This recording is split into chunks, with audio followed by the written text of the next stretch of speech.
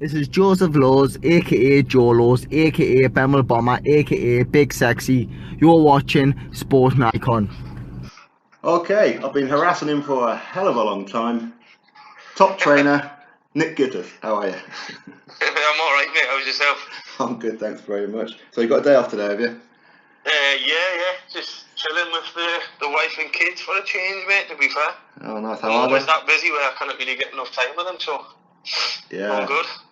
That's the thing, isn't it? Because you're like a full-time boxing trainer, plus you work as well.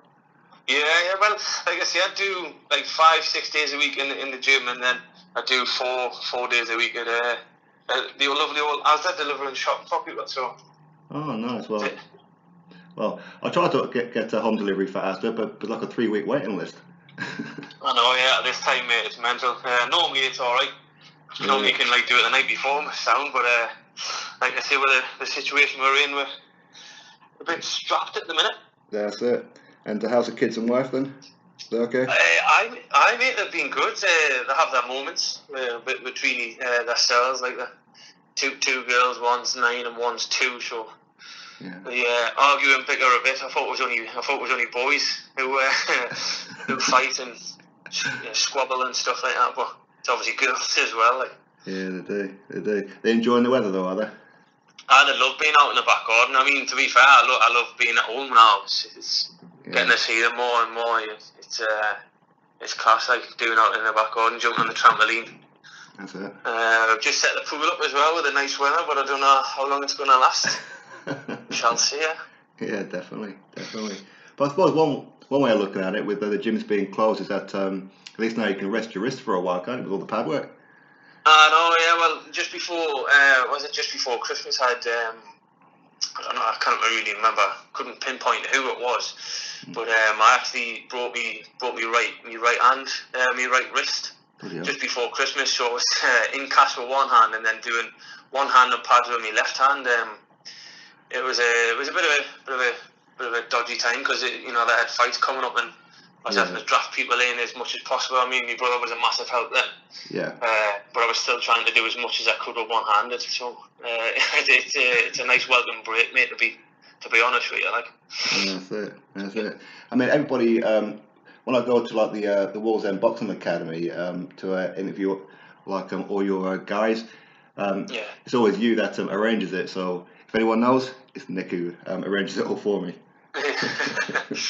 I'm the go-to guy. You are. So do you like being a trainer? Did you miss the physicality of doing it yourself? I don't know. I think it's not hard for me to get someone else in. It's finding someone who's as committed as I am. Right. And there's not many people who is committed as I am. Do you know what I mean? And also I think it's good to have other coaches on board, but it's like if I like took a day off and I'd left it to someone else, I'd be like, oh, is he doing this right? Is he doing this right? Or is she doing that right? Is she doing this wrong like she normally does? Or right. It's like kind of it's like man management, and it's like I always wanted to be there to oversee. I mean, when I actually broke my wrist just before Christmas there, I was able to step back and watch my brother take the pads, and I was actually able to see a hell of a lot more what my fighters were doing wrong than it was just me, because I can only see too much of what they're doing. Right. It wasn't until I actually sat down on the chair and watched them on the pads with my brother, I was thinking, right, you're raising your right foot off the floor too much, or you're dropping your left hand before you throw that left hook. It was a good eye opener, really, to be honest. But like I say, there's no one does the job better than yourself, does it? That's very true. So. Yeah, I've seen like your brother doing bits and bobs and that before, with like some of the things that you post up on social media. He looks pretty good at it. Yeah, well, like I say, me and my brother used to box when we were younger. It was actually him who got me into boxing. And like I say, when we were younger, we've always been involved in the sport, and I've been hounding him for the past 18 months to get back in the gym. Because like I say, he was in the army when I was in the army, and then he left whilst I was still in the army. And then he went off to do close protection in Iraq. Oh. And then he come back, and he was just like sort of working on the door and then sleeping all day, working on the door, sleeping all day, and I thought, you're wasted there. a bit like when my wife done it. My wife done it to me when I was just sat on the city once. I'd literally just left the army and I was like, what am I going to do? Get a job? She was like, well, why don't you go to the gym? It's what you've done. It's what you've done like ever since before we got together. Yeah. And you've done it since you were a kid. So why not just get off your bum and get to the gym? Yeah. That's what I was trying to do with my brother. I was trying to hound him and all like you see, all the fighters love Scott on the pad and they love him being in the gym. So he had literally. It's just it's a bit gutting really, because just before all this lockdown and stuff, he had just been for his interview with the board to get his second license. He passed that. So he's just waiting for a date to go on the course, so he could be there in the corner with me and Kieran. So nice. But obviously with this situation going on, I don't know how long that's going to take. We could probably be looking at next year, I would imagine. Yeah. So do you miss being the fighter? I think if you ask any fighter who's retired, you miss it every day. Every single day. I'd love to get in there and have it one last crack. It was just, with me, it was anyone, if you ask anyone will tell you I was lazy. Very, very lazy. It was just, if I could hit the pads and spar, I would still be fighting now. But you've got to do that, obviously, the road work, the groundwork, the punching the bags. I got bored of punching the bags. But I say I miss it every single day. And, like especially like this when you get the big shows and you think, I'd love to be boxing like this. That's it. So I think that's what drives us more to be a coach, really, to be honest. Yeah.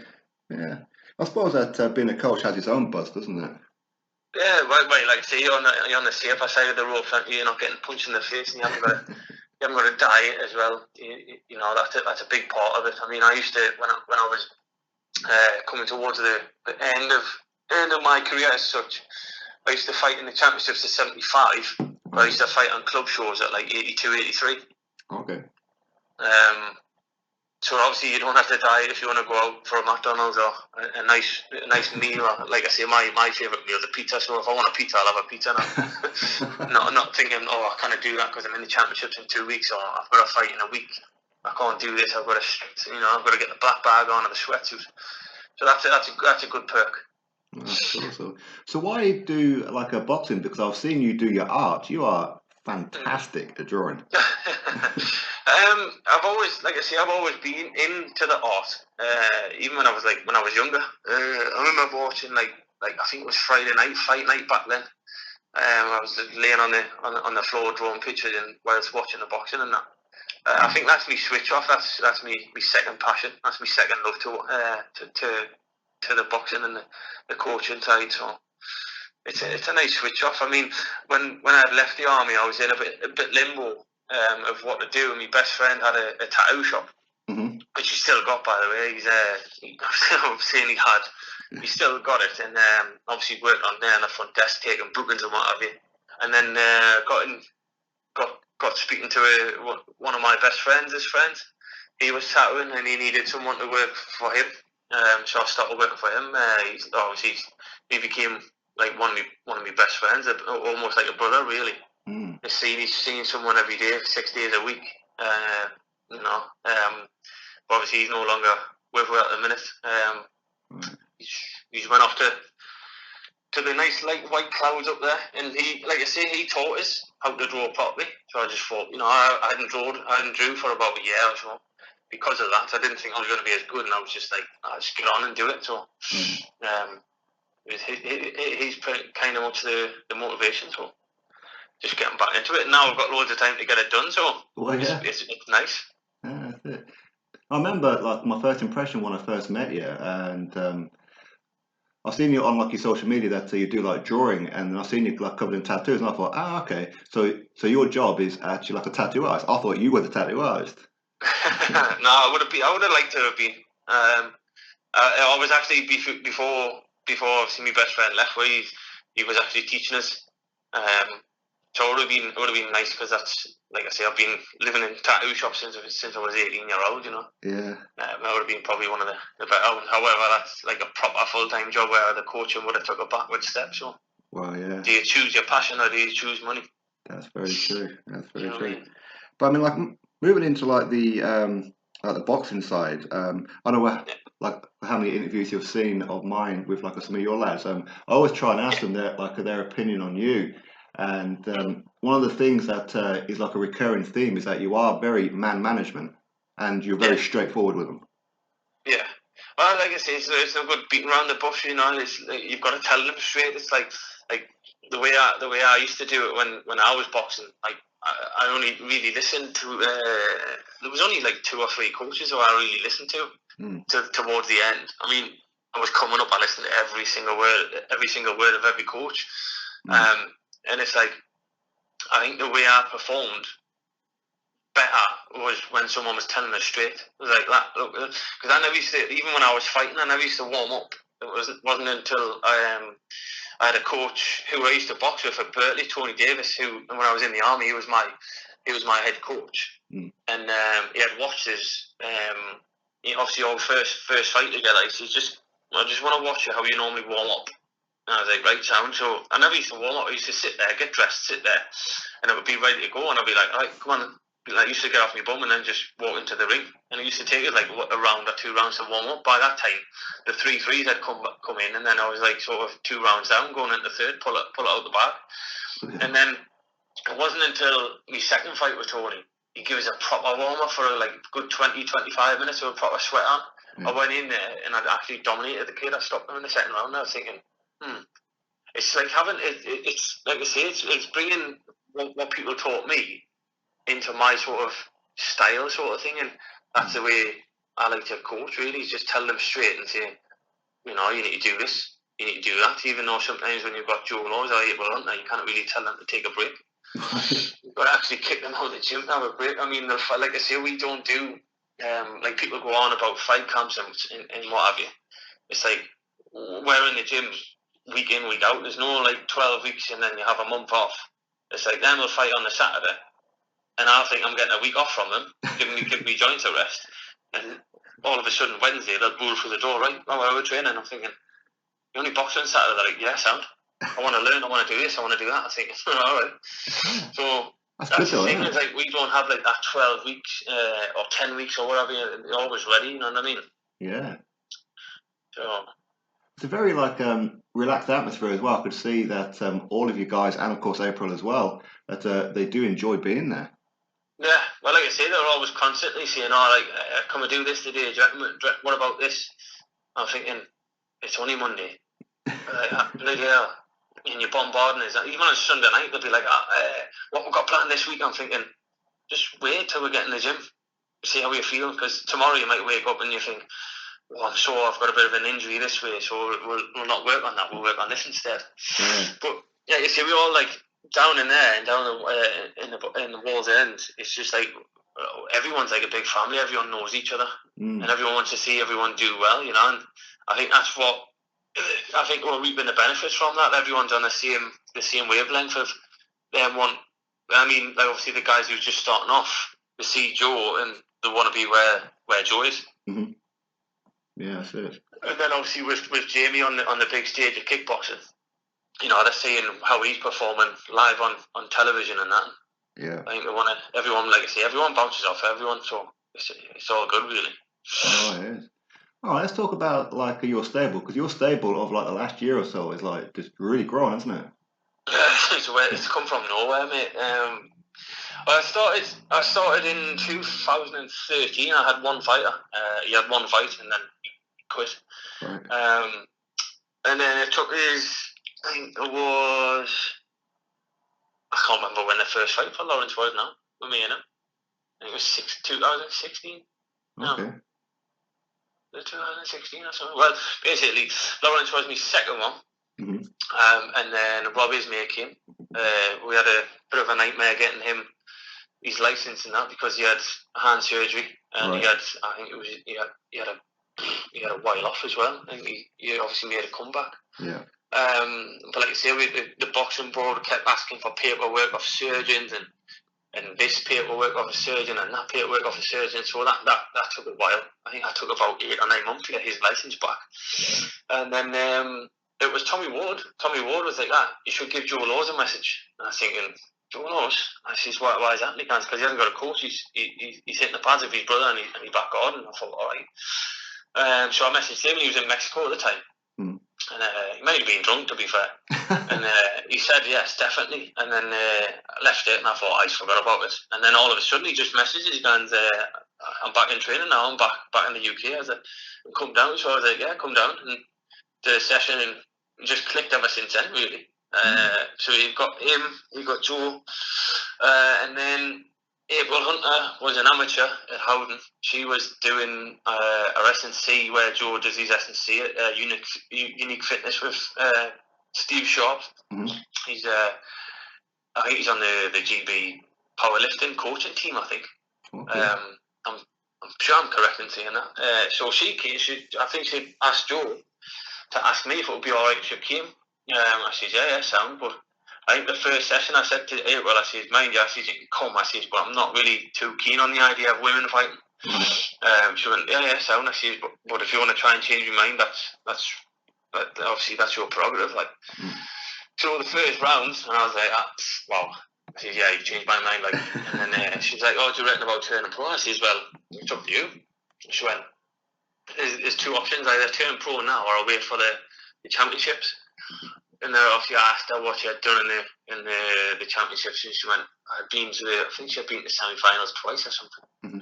I said, well, she said, what are your thoughts? I said, when I was fighting, I got the ABA semi-finals 4 times, and I thought to myself, well, I'm never ever gonna hit the final. Right. I said, I'm always gonna be that nearly men, so I said, I just quit.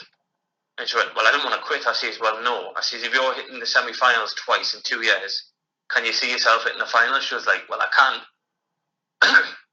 I said, so that's up to you. I said, you try this year and then turn pro, just turn pro straight away. And I think it was all gearing up to going in the ABAs. And then we went to the press conference for Richard Davies. Yeah. And someone who she was stood with was actually stood at Eddie Hearn. And this guy turned around and says, oh, Eddie, she's going to turn pro. So if she was fighting on this one, she'd easily 500 tickets. And Eddie Hearn says, if you get your license, sure, I'll put you on the show. And I think that was the kick that she needed, I think. So she turned pro. And then Jamie Bates, he had one boxing fight. He won it against a guy who was a tricky kid who I never ever wanted for him. I kept telling the matchmaker, I was like, I need someone who's not as good as the guy who was fighting. He sneaked a win. Well, like I say, there was a problem with the matchmaker there where I couldn't really get a hold of him. But like I say, he got the win. And then Jeff Saunders, he came to us. Like I say, he's got bags of talent. It's just keeping Jeff in the gym, really, to be fair. It's getting a date for Jeff. Yeah. If he hasn't got a date, then he can't. He's like the typical fighter. If he hasn't got the date, then he can't train as hard as he needs to. He'll take over. Don't get us wrong. He'll do what needs to be done. Mm-hmm. But you need to be active and stuff. It's just unfortunate that he hasn't been as active as he should have been. With obviously with the brain scan and what have you, that put him back. Right. But like I say, you can see the talent that he's got is unbelievable. Yeah. He'll do something that no one else, that someone would take months and months to practice, and he just pull it off straight away. So like going in to hopefully 2021, I think you might see him back on track. He's got a good brother as well, hasn't he? The one who's what? Sorry. He's got a good brother as well, hasn't he? Jeff. Yeah. Like his brother Brad. Yeah. He boxed all over the world, boxed on GB and Olympics and what have you. But he was good. Like Brad was boxing when I was boxing. Obviously, he just stuck to it more than I did. And then obviously the new addition, Tommy Hodgson, who's just come from the GB squad. Yeah. So yeah, keeps us busy, keeps us on my toes. That's it. And what about Declan? How's he getting on? Declan is on a little holiday at the minute, I believe. Okay. So it probably wouldn't be till next year if Declan is going to do it. I'd love to see him do it because for a big man like himself, for how big he is, yeah, he can half move right, and he's got some talent on him. Yeah. I've never seen a big lad like that box like a lightweight, really. Right. Like yeah. the speed and skill and the movements that he's got is unbelievable. I'd like to see him get in there. Whether he does or not, it's a different story. Like I say, it comes down to dedication, and when you've got a missus and kids about, and it's hard to have that dedication, isn't it? When you've got to go out and when you can't be a full-time boxer and you've got to get a job and work to pay your bills, and then going, all right, I've got to go to the gym now. It's a bit odd. Yeah, definitely. So how do you keep, because people who don't know Joe, he's like a live wire on like a social media. I mean, I've seen him work crazy hard inside the gym. So how do you get him to switch from the playful character to the serious, dedicated one? I don't do anything. He does it himself, believe it or not. He, like I say, whatever you see him on the social media is what he is when he's outside. There's no like, oh, he's doing it for the cameras or this, that, and the other. Yeah. As soon as he, to be honest, mate, it's like my brother said it once when we were taking him sparring, and he took Joe over in his car, and then I took a couple of those in my car. And even my brother said, he says, I've never seen someone change from the happy character and the messing on and the taking the piss out of someone to serious with a click of the fingers. He said, I've never ever seen someone do that. And that's what he's like. He's like in the gym. It's like he'll come in, he'll bounce and he'll have a laugh and carry on. You put the gloves on, he'll still be laughing and carry on. But as soon as he steps through them ropes, he flips like a light switch. And he's just like the serious Joe. I'm going to get this. I'm going to get this done today. Yeah. And then it's not until after when he jumps out of the ring when he's finished, and then he's back to his normal self. So, like in a way, like I say, I don't have to do anything to switch him. So, which is good, really. Yeah. Well, I've seen you tell him off on fight night though, to stick to the game plan and not go wild. I think everyone's seen that. Even because I train at Aaron Chalmers for his cage fighting, right? And even he said every session I've had like do with him, he says I still crease off that video, you know, when you tell him off at the arena. Yeah. I think you and everyone else does, I think, mate, to be honest. There's a quality lad though, isn't he? Oh, he's unbelievable. Like I say, he's got a heart of gold. He'll do anything for anyone. Like I say, it's not an act that he does on his social media. That's who he is. So I could imagine his dad pulling his hair out in a minute living with him. Like. Yeah, I bet. And they're like Rob Ismay. Now, when I spoke to him, this was just before his comeback. So he's training, and he still wants to get back down to light heavyweight. But he says that one of the biggest differences outside of the training with you is that you wrap hands in a certain way where it's so much better. Yeah. Well, that's like I say. That's what kind of what pushed him to step away from it. He had problems with his right hand, and he had surgery on it and whatever. And he's like, he doesn't feel confident throwing it. And then, like I say, when I first started with him, it was he was wrapping his own hands, and and I was like, put that right hand in. He's like, I can't. It's in the back of my mind where I can't do it. And I was like, well, I can wrap that. And he goes, it was like kind of really. I said, well, I'll wrap the next session if you want. So I wrapped him, and he's like, that's unbelievable. I was like, well, I said, have a blast. And he put in a little bit more, but obviously it was still in the back of his mind whether to let it go properly. But like I say, I do like obviously the research on like obviously injuries and stuff like that, and where the boxers normally get injuries and how to prevent it. So it's not just a case of like I turn up in the gym and I want to do this. It's like when I'm away from the gym, I'm constantly researching on obviously the injuries, how like obviously even like to go as far as like the psychology sort of aspect to it as well, the coaching side and how I can better myself to better my fighter sort of thing. So obviously the more feathers you've got in your cap, then it's only good for your fighters really.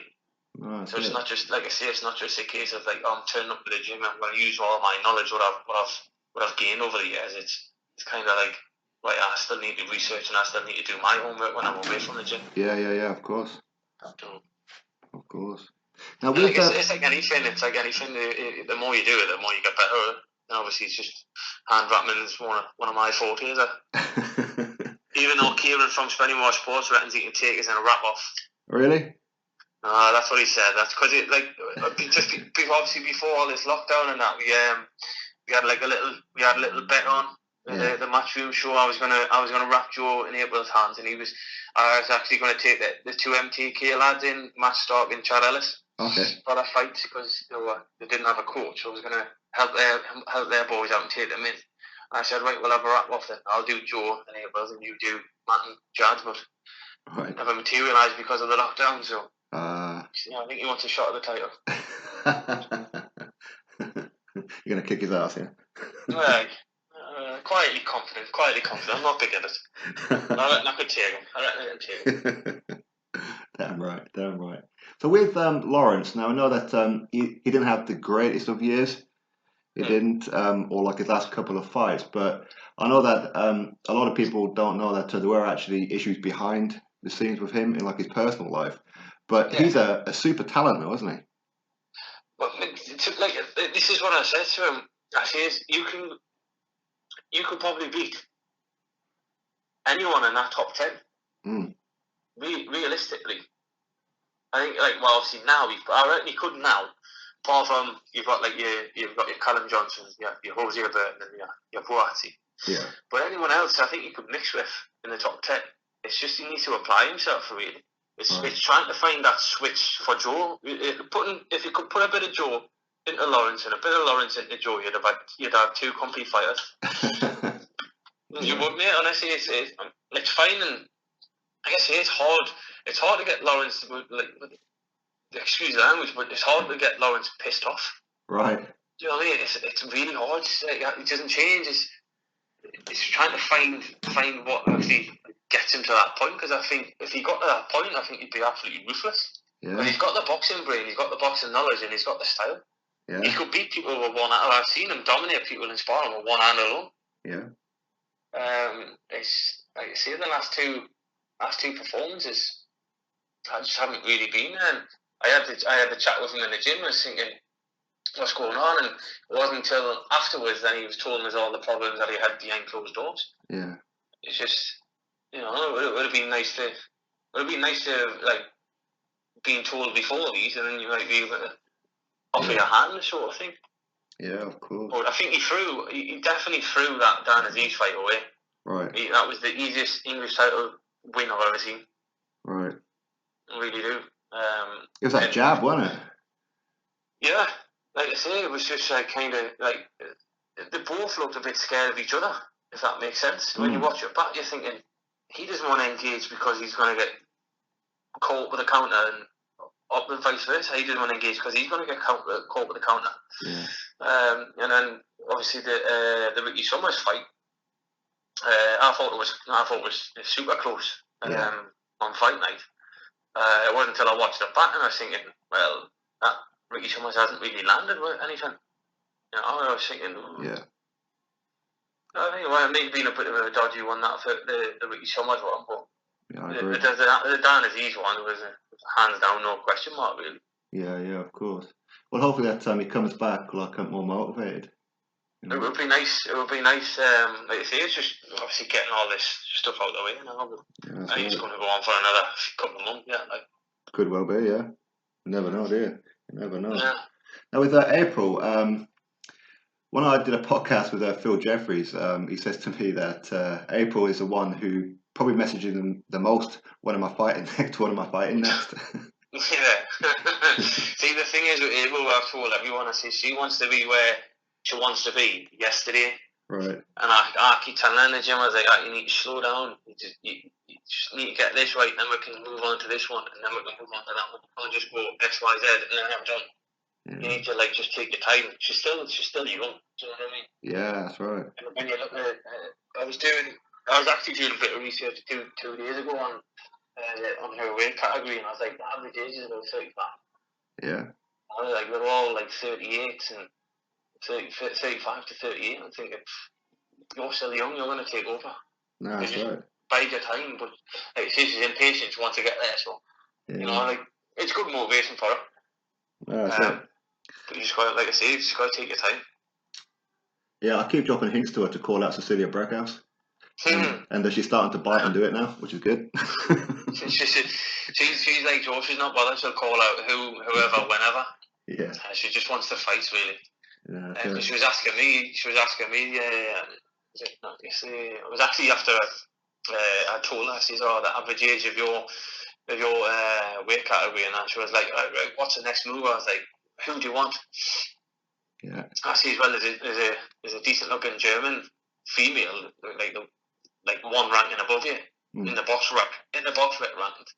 I see she's undefeated. She's fighting for a WBC youth title. She was like, right, sign her up. I'll do her. I'm like, yeah, whoa. I see, let's maybe get one or two more in before you start going down that road. Right. Yeah. Right. But yeah, it's like I say, she's got the good talent. It's just getting that mindset right. That's right. That's right. But the thing is, I mean, whenever I speak to you, you're always highly complimentary, and I know that you keep a watch out for all the lads and girls out in the northeast. You watch all of them and support all of them.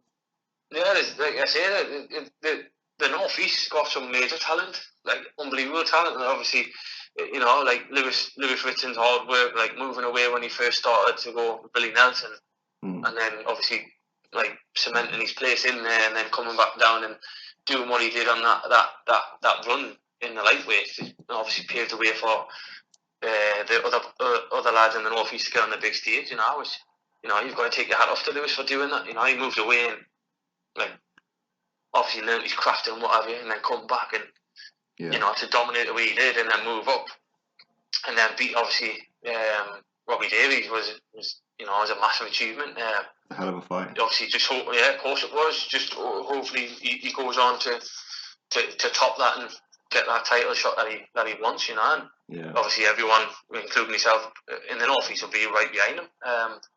And then obviously you've got like say the same in the same gym. You've got Tommy Ward who's right up there. Who's just waiting for his opportunity. And then on the other side, you've got the Frank Warren fighters who, like, you know, Joe Mafosa and Troy Williamson who are doing mega at the minute. Well, you see, the northeast always had the talent. It's just the platform. It's just like it's just having a platform to go on it. That's right. You know, there's only so many small hall shows you can do until we need a big promoter to come up and do the job. No, that's right. And obviously, you know, Lewis and Eddie Hearn have done that, so it paves the way for the other fighters to maybe get in the limelight a bit, and then make the northeast a major reckoning force. So. No, that's right. And then obviously you've got the guys coming from the Olympics when they happen next year. You know, you guaranteed you've got the McCormack brothers turning pro straight away after the Olympics. You might have Callum French turning over, Cyrus Patterson and all that. And for them to stay in the northeast, then it's going to be where it was a few years ago when I was fighting. You know, like, you know, you like in the time season we are reading, you know, you knew you went for a tough fight if you come to the time season we are. No, that's right. Well, like you say, just hopefully them stay up in the northeast, which I think they will with Graham. And then, you know, it's like a powerhouse again. Yeah, that's it. We're on the pro scene, so. Yeah, and we've also got like a young lad coming through in Kieran McDonald. He looks pretty good as well. Yeah. Like you say, there's loads of kids. Like you say, it's just having the platform to do it up here. It's not like I say. I can't remember the last time Frank Warren came up here. That's been about 2 years now. I think it was Liam. Was it Liam Smith? Liam Smith and Liam Williams was the last one he came up and done. Yeah, it was. Yeah. You know, it was a headline fight, but you've got two fighters who weren't even in the area. No, that's right. I mean, obviously, don't get it wrong. It give the northeast lads a chance to get on there, get on the big show. But to me, if you're going to put a big show on in the area, you need someone in the area to main event it. Yeah, definitely. I agree with you. So. I mean, I do think that Joe, he'll be headlining the arena at some point soon. It'd be nice too, mate. I think, like, obviously, if he keeps going the way he goes, there's no reason why he can't. You know, even like definitely a co-main event for a title or whatever. Someone asked us the other day, like, when are you going to start stepping Joe up? And I was like, well, before all this happened, I said to Joe in the gym, I said, why don't we try and get that English title fight for the arena? Yeah. Because I think he's good enough for the English title easy. Yeah. But, you know, obviously it's got to be something on the line, otherwise there's not really no scope to put him up further on the card, is there? Unless there's something on. No, that's true. So, is the gym open for like any other like prospects coming through? The gym's open for anyone who wants to come, mate. If there's a prospect there who wants to dive over and try a different coach out, I mean, sometimes it's always good to break away. I know, obviously, I might get probably slated for this one, but if you've been with the amateur coach for donkey's years and then they're still doing the amateurs, then sometimes obviously breaking away from the amateur coach to go with just a specific pro coach, then it might be good for some people, but it mightn't be good for the others. I think with me personally, you've either got to be. I think you've either got, in my eyes, is my personal opinion. If you've either got to be an amateur coach or you've got to be a pro coach. Like, I know you can do both, but to me, you've got to be one or the other. I agree. Like, I'm a strong believer in that one. Yeah, you can't be like half in, half out. So, like I say, if anyone wanted to come and try it, the more welcome. The door's always open to try new things. Yeah, that's why I'll turn pro then, Nick. You can take me on the pads, mate. No worries. Any time of the week, mate. Any time of the week. Anyone. That's spot on. All right, Nick. I appreciate your time today. Thanks very much for joining me. It's taken me the best part of a year to do an interview with you. We'll get one sorted in the gym and all this is sorted up. Spot on. All sorted. Damn right. All right, buddy. So you take care, and of course your family and that as well. And hopefully boxing comes back soon, huh? Hopefully, fingers crossed, mate. Fingers crossed. Definitely. All right, buddy. Take care. You stay safe, pal. Andrew,